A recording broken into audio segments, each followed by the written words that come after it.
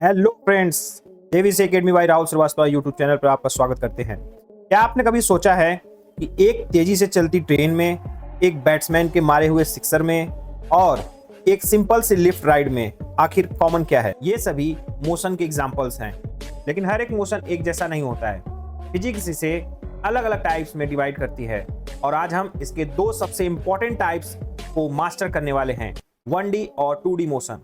लेकिन theory part शुरू करने से पहले मैं आपकी नॉलेज का टेस्ट करना चाहता हूं। मैं आपसे 9 आसान से सवाल पूछने वाला हूं उस मोशन के बारे में जो आप रोज देखते हैं। तो तैयार हो जाइए, ध्यान से सुनिएगा और देखते हैं आप कितने सवालों का सही जवाब दे पाते हैं। आपका टाइम शुरू होता है अब। क्वेश्चन नंबर 1, एक कार जो सीधी चल रही है उसका मोशन किस टाइप का होगा, और एक कार जो टेढ़े मेढ़े रास्ते पर थर्ड पाथ को फॉलो करते हुए चल रही है उसका मोशन क्या होगा। अब आते हैं अपने अगले सवाल पर। क्वेश्चन नंबर 2, जब एक बल्लेबाज 6 मारता है तो हवा में जाती हुई बॉल का मोशन 1D होता है या 2D होता है। सवाल नंबर 3, लिफ्ट यानी कि एलिवेटर के पास सिर्फ ऊपर नीचे जाने के ही 2 ऑप्शन क्यों होते हैं और इसका मोशन 1D मोशन है या 2D मोशन है। चौथा सवाल, क्या एक मच्छर जो कमरे में उड़ रहा है उसका मोशन 2D मोशन का एक एग्जाम्पल है या फिर किसी और टाइप के मोशन का एग्जाम्पल है। अब आते हैं अपने 5th क्वेश्चन पर।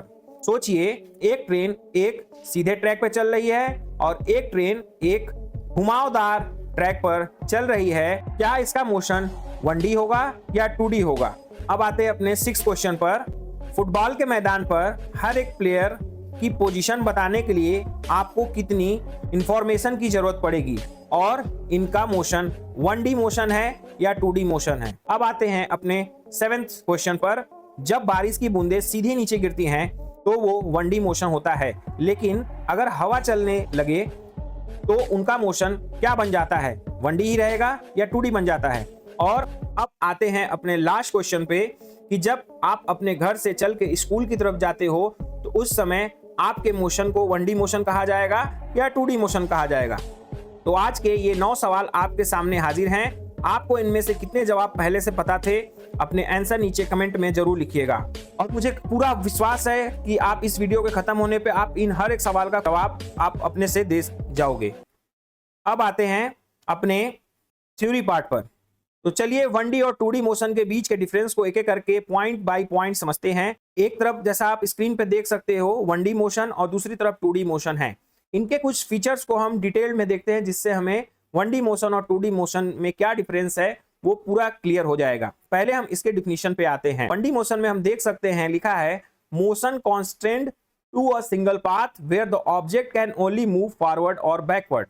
यानी जब ऑब्जेक्ट सिर्फ एक ही रास्ते पर आगे या पीछे जा सकता है उस टाइप के मोशन को हम 1D मोशन कहते हैं। यानी कोई ऑब्जेक्ट एक ही पाथ पे चलने के लिए विवश है, उसके पास कोई ऑप्शन नहीं है, वो अपना डायरेक्शन नहीं बदल सकता है, वो बाउंडेड है उस रास्ते पे चलने के लिए। इस तरह के मोशन को हम 1D मोशन कहते हैं। जबकि motion where the object is free to move in a plane combining forward backward and left right movement. यानी जब ऑब्जेक्ट कहीं भी जाने के लिए आजाद हो, ठीक है, किसी तरीके का वो बाउंडेशन नहीं है उसके मूवमेंट पर। अगर वो लेफ्ट जाना चाहता है तो लेफ्ट जा सकता है, राइट जाना चाहता है तो राइट जा सकता है, फॉरवर्ड बैकवर्ड किधर भी वो जा सकता है। अब आते हैं इसके सेकंड पॉइंट पे, freedom of motion. Motion only in one direction at A time. 1D motion में जब कोई ऑब्जेक्ट मोशन करता है तो वो सिर्फ और सिर्फ एक डायरेक्शन में ही मोशन कर सकता है एट अ टाइम। एक समय पर वो सिर्फ और सिर्फ एक डायरेक्शन में ही मोशन कर सकता है। और वहीं अगर हम बात करते हैं 2D मोशन की, एट ए टाइम एक समय पर कोई भी ऑब्जेक्ट 2 डायरेक्शन में मोशन करता है, जैसा कि अभी हम देखेंगे। अब तीसरे पॉइंट पे आते हैं अपने पोजीशन डिस्क्रिप्शन। किसी भी 1D मोशन में हमें एक ऑब्जेक्ट की पोजीशन को बताने के लिए सिर्फ और सिर्फ एक कोऑर्डिनेट की जरूरत होती है। और वहीं अगर हम 2D मोशन की बात करें तो हमें ऑब्जेक्ट के पोजीशन को बताने के लिए 2 कोऑर्डिनेट्स की जरूरत होती है, ये एक्स एंड वाई। किसी भी प्लेन पर, जैसे कि यहाँ पे एक प्लेन है, एक बॉल यहाँ पे है और एक बॉल चल के फिर यहाँ आ गई, ठीक है, और वो ऐसे घूमते हुए आ रही है, तो हम उसको बताने के लिए सिर्फ एक कोऑर्डिनेट से इस मोशन के पोजीशन को नहीं बता सकते। उसके लिए हमें 2 कोऑर्डिनेट सिस्टम की जरूरत पड़ती है। आगे एग्जाम्पल हमने दिया है उसमें हम इसको देखेंगे। अब आइडेंटिफाई कैसे करेंगे कि मोशन 1D है कि 2D है। और जैसा कि हमने पहले ही बोला, मोशन अगर कांस्टेंट है, विवर्स है, मतलब ऑब्जेक्ट एक पाथ को फॉलो करने के लिए बाउंडेड है, मतलब वो अपना चाह के भी रास्ता नहीं बदल सकती है। Object is forced to follow special physical path, किसी भी स्पेशल फिजिकल पाथ को फॉलो करने के लिए अगर कोई ऑब्जेक्ट बाउंडेड है, फोर्स्ड है, तो उस टाइप के मोशन को, जैसे एक यहाँ पे धागा हमने 2 कील लगा के इस पे हमने ऐसे धागा बांध दिया और एक चींटी इस पे चल रही है, तो चींटी या तो आगे जा सकती है या तो चींटी पीछे जा सकती है। चींटी को इधर उधर जाने का कोई ऑप्शन अब नहीं बचा है कि वो इधर और उधर जा सकती है। तो यानी कि अगर कोई object forced to follow a specific physical path, तो ऐसे मोशन को हम 1D मोशन कहेंगे। और कोई अगर object freely choose its direction on the surface, जैसे एक सरफेस है फुटबॉल का ग्राउंड, उसमें एक फुटबॉल कहीं पे भी वो अपना मोशन कर सकती है, वो फ्री है, फ्री टू मूव, इधर भी वो जाने के लिए फ्री है, तो इस टाइप के मोशन को 2D। जैसे कि हम कुछ एग्जांपल देते हैं, an ant walking on a wire, elevator moving upward and downward in its shaft. Shaft पे जब भी आप देखे होगे एलिवेटर यानी लिफ्ट में जब जाते होगे, तो वो अपने शाफ्ट के या तो ऊपर जाती है, ऊपर डायरेक्शन में, या तो नीचे डायरेक्शन में। तो उसी तरीके से तीसरा एग्जांपल है अ ट्रेन ऑन ए ट्रैक।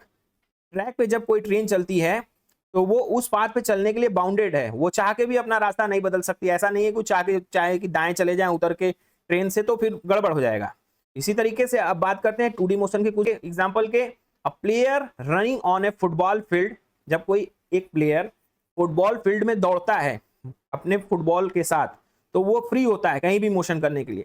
उसी तरीके से carrom coin sliding across a board, जो कैरम बोर्ड पे जब हम खेलते हैं तो उस पे जो स्ट्राइकर होता है वो कैरम बोर्ड पे कहीं भी मूवमेंट करने के लिए फ्री होता है और वो कहीं भी मूवमेंट कर सकता है। अब आगे आते हैं, a stone is in projectile motion. जब एक पत्थर को हम हवा में फेंकते हैं तो वो एक प्रोजेक्टाइल मोशन करते हुए नीचे जाता है, यानी वो पत्थर जो है वो आगे की ऊपर तरफ भी बढ़ रहा है, और यहाँ पे देख रहे हैं पत्थर ऊपर की तरफ, यहाँ ऊपर की तरफ भी जा रहा है, और फिर पत्थर नीचे की तरफ आ रहा है, और फिर आके वो हिट करता है ग्राउंड को। यानी कि ये पत्थर 2 डायरेक्शन में मूवमेंट कर रहा है, यानी कि वो एक्स एक्सिस पे भी मूवमेंट, आगे की तरफ भी मूवमेंट कर रहा है, और वाई एक्सिस यानी कुछ देर तक ऊपर गया और फिर वो नीचे आना शुरू कर दिया। यानी ये 2 डायरेक्शन में एक ही टाइम पे मूव कर रहा है साइमल्टेनियसली। अब आते हैं अपने नेक्स्ट डिफरेंस पे, की वेरिएबल। इसमें जो भी पोजीशन की बात होती है, पोजीशन को हम एक कोऑर्डिनेट से दिखा सकते हैं। इसका जो वेलोसिटी होता है, इसकी वेलोसिटी पॉजिटिव वेलोसिटी भी हो सकती है और निगेटिव वेलोसिटी भी हो सकती है। और उसी तरीके से अगर इसमें 1D मोशन के एक्सेलरेशन की बात करें, तो इसका एक्सेलरेशन पॉजिटिव एक्सेलरेशन भी हो सकता है, और इसका एक्सेलरेशन जो है पॉजिटिव एक्सेलरेशन भी हो सकता है और निगेटिव एक्सेलरेशन भी हो सकता है। निगेटिव एक्सेलरेशन को ही हम लोग रिटार्डेशन के नाम से जानते हैं, जो कि हमने क्लास 9 में पढ़ा है। अब आते हैं 2D मोशन। 2D मोशन में जो हमारा पोजीशन है, पोजीशन, वेलोसिटी, एक्सेलरेशन, सभी के 2 पार्ट्स हो जाते हैं, क्योंकि ऑब्जेक्ट एक साथ 2 डायरेक्शन में मूवमेंट कर रहा है। 1D मोशन में सिर्फ एक पोजीशन होगा, एक वेलोसिटी होगा और एक एक्सेलरेशन होगा, लेकिन 2D मोशन में हमें एक साथ 2 पोजीशंस के साथ, 2 वेलोसिटीज के साथ, 2 एक्सेलरेशन के साथ डील करना होगा। तो इसके लिए हम एक टूल का यूज करते हैं जिसका नाम है वेक्टर, जो कि हमारे काम को इजी बना देगा। आगे नेक्स्ट लेक्चर्स में अभी हम देखेंगे, ये हमारा 1D और 2D मोशन का इंट्रोडक्शन क्लास है। तो अभी हम फिलहाल समझते हैं कि हमें 2D में क्या क्या नई चीजें देखने को मिल रही है।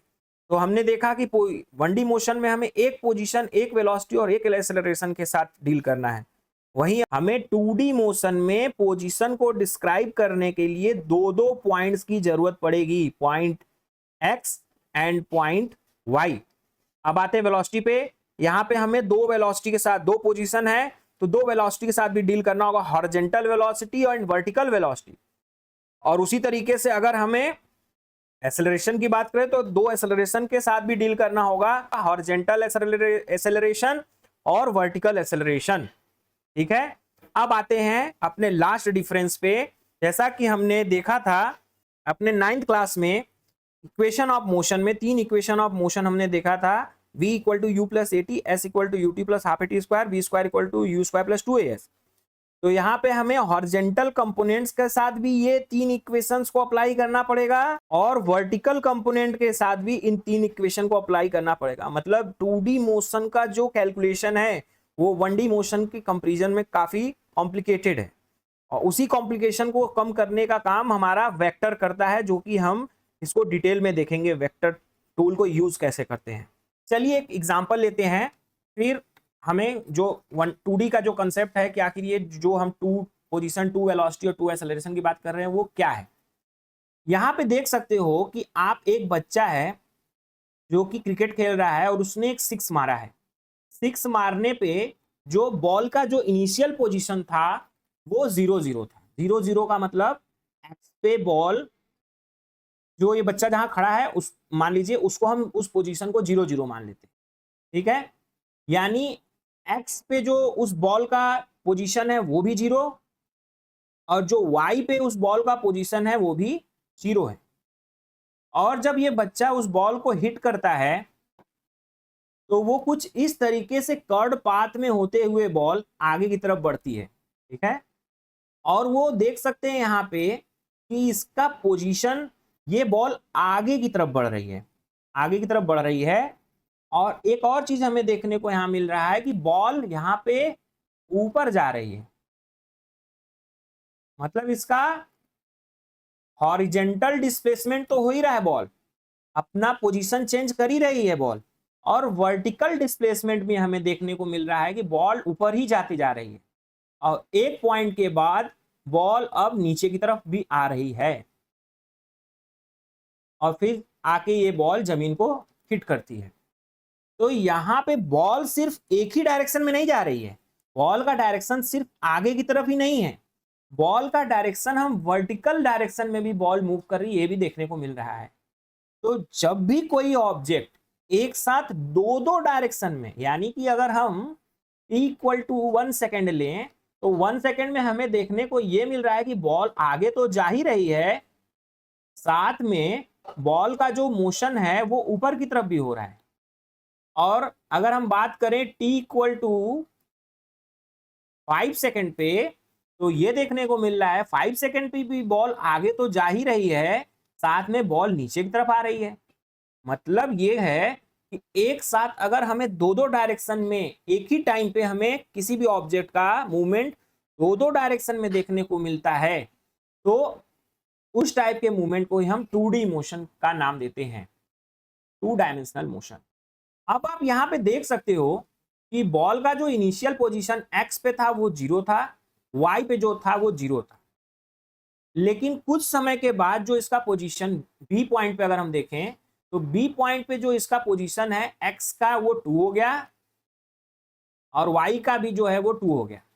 इसी तरीके से अब हम सी पॉइंट पे देखते हैं तो ये एक्स का जो पोजीशन है वो 4 हो गया, और वाई का पोजीशन जो है वो 3 हो गया। अगर हम 4 किसी यूनिट को लगा दें, 4 किलोमीटर या 4 मीटर, तो देख रहे हैं कि जो बॉल है वो एक्स एक्सिस पे 4 मीटर आगे बढ़ी है, और जो ऊपर गई है वो 3 मीटर गई है, ऊपर की तरफ जब बॉल गई है। और फिर उसके बाद अगले टाइम पे जब हम देखते हैं डी पॉइंट पे, मतलब इनके जस्ट बाद, तो हमें देखने को मिलता है बॉल अब वो आगे की तरफ 5 मीटर तक पहुंच चुकी है और ऊपर की तरफ 3 मीटर पे पहुंच गई है। फिर उसी तरीके से अब एफ पॉइंट पे अगर बात करते हैं तो अब बॉल आगे की तरफ 8 मीटर जा चुकी है, और अब बॉल नीचे आना स्टार्ट कर दी है, यानी कि इसका वर्टिकल मूवमेंट हो रहा है, हॉरिजॉन्टल तो हो ही रहा है साथ में, यानी 8 मीटर वो आगे बढ़ चुकी है और 2 मीटर अब वो अब नीचे की तरफ आ गई है। इसी तरीके से जब नेक्स्ट पॉइंट हम देखते हैं ये एच वाला, तो वहां पे जो देखने को मिलता है बॉल का जो हॉरिजॉन्टल पोजीशन है वो 10 मीटर हो चुका है, और जो वर्टिकल पोजीशन है वो 0 मीटर हो चुका है। यानी एक ही समय पर हमको दोनों इसके पोजीशन में चेंज देखने को मिल रहा है। ए पे कुछ पोजीशन था, बी पे दोनों पोजीशन फिर चेंज हुआ, सी पे फिर से दोनों पोजीशन चेंज हुआ, डी पे फिर से चेंज हुआ, इसी तरह ई एफ एच हर जगह पे पोजीशन में चेंज देखने को मिल रहा है। और जब पोजीशन चेंज होगा, जिसको हम एक्स एक्सिस बोलते हैं, उसका एक्सिस, उसका पोजीशन तो चेंज हो ही रहा है। उसका पोजीशन कहाँ है? 0 है, 1 है, फिर आगे देखें 4 है, फिर देखते हैं यहाँ पे 8 है, मतलब सबका पहला जो कंपोनेंट है, फिर 10 हो गया। और वर्टिकल एक्सिस पे भी हमें चेंज देखने को मिल रहा है। यानी वर्टिकल एक्सिस पे देखें तो पहले क्या है, ये हम इसको कट कर रहे हैं तो आपको समझ में आएगा। पहले ये 0 था, फिर 2 हो गया, फिर 3 हो गया, उसके बाद फिर 3, यहाँ पे कोई वर्टिकल एक्सिस में चेंज नहीं हुआ है, फिर 2 हो गया, फिर 1 हो गया, फिर 0 हो गया। यानी वर्टिकल एक्सिस में भी चेंज देखने को मिल रहा है। तो हॉरिजॉन्टल एक्सिस पे भी पोजीशन का चेंज हो रहा है और उसी सेम टाइम पर वर्टिकल एक्सिस में भी पोजीशन का चेंज हो रहा है। तो ये 2D मोशन होगा। अब आते हैं वेलोसिटी। जब एक्स एक्सिस पे भी पोजीशन का चेंज हो रहा है, change in position with time is called velocity. यानी कि हमें एक वेलोसिटी के साथ इस पे डील करना होगा और यहाँ पे भी चेंज इन पोजीशन हो रहा है, तो वाई पे भी हमें एक वेलोसिटी के साथ डील करना है, दो वेलोसिटी के साथ डील करना होगा। उसी तरह change in velocity with time is called acceleration. तो यहाँ पे एक्सेलरेशन भी हमें दो एक्सेलरेशन के साथ डील करना होगा। अब आते हैं अपने जो हमने शुरू में 9 क्वेश्चन पूछा था उसके आंसर्स पे। तो यहाँ पे हम सबसे पहले अपना, जैसा कि मैंने डिफिनीशन में बताया, अगर कोई अपने फिक्स्ड पाथ पे चलने के लिए बाउंडेड है तो उसका मोशन 99.99% है 1D मोशन। ठीक है, 0.101% इसलिए छोड़ा, कुछ केसेस में होता है, वो आपका सब्जेक्ट का टॉपिक नहीं है।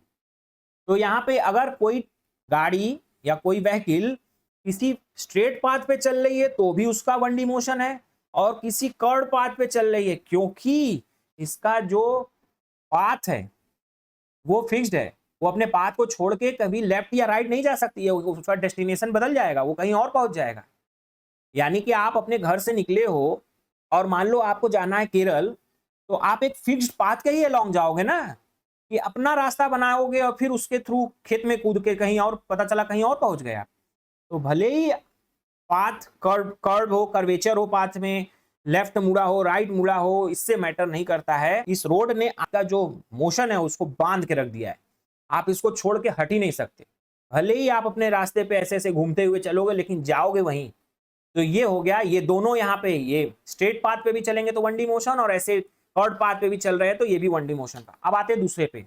जब ये बॉल 6 मारता है ये बैट्समैन, तो यहाँ पे भी आप देखते हो कि ये प्रोजेक्टाइल मोशन, एक बॉल जो है कर्वेचर में होते हुए ऐसे जाके नीचे गिरेगी। तो अभी हमने डिस्कस करके आया है कि जब भी कोई चीज कर्वेचर में ऐसे मोशन करती है तो वो एक 2D मोशन का एग्जाम्पल है। और दूसरा एक चीज और बोला था कि ये कोई फिजिकल पाथ नहीं है। जैसे कि जब एक ट्रेन ट्रैक पे चलती है तो उसका ट्रैक जो है उसको बांध लेता है, ठीक है, वो चाह के भी ट्रेन उतर के राइट या लेफ्ट नहीं जा सकती है। अगर फिजिकल पाथ कहीं पे है, जैसे एक रस्सी पे एक चींटी चल रही है, तो उस रस्सी ने उस चींटी को उस पाथ पे बांध रखा है। यहाँ पे जो रस्सी है, जो रस्सी लटकी हुई है, वो एक फिजिकल पाथ है, इमेजिनरी पाथ नहीं है। और जब ये बैट्समैन बॉल को हिट कर रहा है तो ये बॉल जो है वो एक इमेजिनरी पाथ से होते हुए जा रही है। अब वो एक साथ जब इमेजिनरी पाथ पे चल रही है तो वो हॉरिजॉन्टल एक्सिस पे, यानी कि इसके पिच से बाउंड्री की तरफ भी जा रही है, आगे की तरफ, और ऊपर की तरफ भी जा रही है। यानी एक साथ दो पोजीशन में चेंज देखने को मिल रहा है। तो इसका पोजीशन 2D मोशन हुआ। अब आते हैं तीसरे। जब कोई एक आदमी एलिवेटर से ऊपर या नीचे करता है तो हमें पता है एलिवेटर एक शाफ्ट से बंधा होता है, यानी जो शाफ्ट है वो एलिवेटर के पाथ को फिक्स कर देता है। तो यानी ये बंदा जो है या तो ऊपर की तरफ जाएगा या तो नीचे की तरफ आएगा, क्योंकि शाफ्ट ने एलिवेटर के पाथ को फिक्स कर दिया है। ये चाह के भी एलिवेटर कहीं नहीं जा सकता है। तो ऐसा मोशन जिसमें मोशन बाउंडेड हो, कॉन्स्ट्रेंड हो, विवश हो, मतलब चाह के भी अपना पोजीशन नहीं चेंज कर, मोशन नहीं चेंज कर सकता है, तो उस टाइप के मोशन को हम 1D कहते हैं। यानी ये भी 1D का एग्जांपल है। अब आते हैं ये, इधर ये ऊपर भी जा रही है, नीचे भी जा रही है, दाएं भी जा रही है, बाएं भी जा रही है, आगे भी जा रही है, पीछे भी जा रही है, यानी left right, up upward downward, forward backward, हर तरफ मोशन कर रही है। तो ना ये 1D है या ना 2D है, ये 3D का एग्जाम्पल है। अब आते हैं अगले पे। अब ये देखिए, ट्रेन यहाँ पे पहले वाले में एक स्ट्रेट पाथ को फॉलो कर रही है, और सेकेंड वाले में ये आती है और ऊपर की तरफ ऐसे चली जाती है, कर्वेचर पाथ लेती है। तो क्या ये 2D मोशन है? नहीं। मैंने जैसा पहले ही कहा है कि अगर कोई ऑब्जेक्ट बाउंडेड है अपने पाथ से, उसको बांध के रखा है, उसके पाथ चाह के भी ये उस पाथ को नहीं छोड़ सकती है, तो वो एक 1D का एग्जांपल है 99.99%। अब आते हैं इसमें, यहाँ पे कोई इमेजिनरी पाथ है या फिक्स्ड पाथ है, आप अपने से पूछिए। ये बॉल एक इमेजिनरी पाथ पे कहीं भी जा सकती है, कोई फिक्स्ड पाथ नहीं है जिसपे बॉल आगे या पीछे चल रही है। यहाँ पे बॉल लेफ्ट भी जा सकती है, राइट भी जा सकती है, कहीं भी जा सकती है, ठीक है। तो ये भी 2D का एग्जांपल है। हर टाइम पे देखिए, यहाँ पे पोजीशन अलग, ये अलग पोजीशन हो गया, फिर ये पोजीशन अलग हो गया, ठीक है, फिर ये हिट करेगा फिर पोजीशन चेंज हो गया। मतलब ये हर सेकंड पे अपने पोजीशन को चेंज कर रही है, एक एक्सिस पे नहीं कर रही है, दो एक्सिस पे एक साथ चेंज कर रही है। बात है इस एग्जांपल पे, जब रेन नीचे की तरफ गिरती है because of gravitational force, gravity जब इस वाटर के ड्रॉप्स को नीचे की तरफ सीधी खींचती है, तो ये हो गया 1D का एक एग्जांपल, ठीक है। यहाँ पे इमेजिनरी पाथ है लेकिन फिर भी ये एक डायरेक्शन में मोशन कर रही है, ठीक है। एक डायरेक्शन में मोशन या फॉरवर्ड बैकवर्ड जैसा भी हो, तो वो एक 1D का एग्जांपल होता है। लेकिन यहाँ पे हवा की वजह से ये जो रेन की ड्रॉप्स है वो तिरछी गिर रही हैं, ठीक है, जिसकी वजह से अब ये एक 2D का एग्जांपल है, क्योंकि यहाँ पे डायरेक्शन में हमें चेंज देखने को मिल रहा है। फिर हवा चलेगी, फिर ये डायरेक्शन चेंज करेगा, तो लगातार इसका डायरेक्शन चेंज होने की वजह से ये 2D का एग्जांपल है।